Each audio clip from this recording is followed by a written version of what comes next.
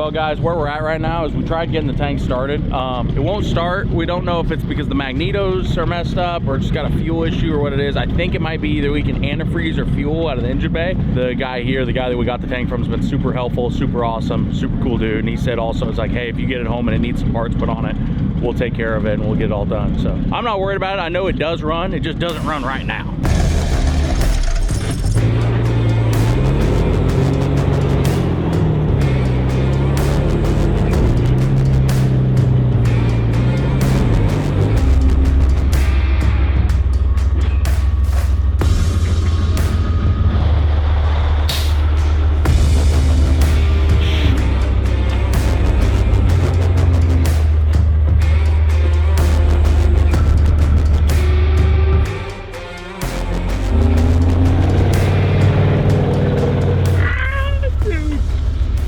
Be the most excited man ever to buy a tank that doesn't run.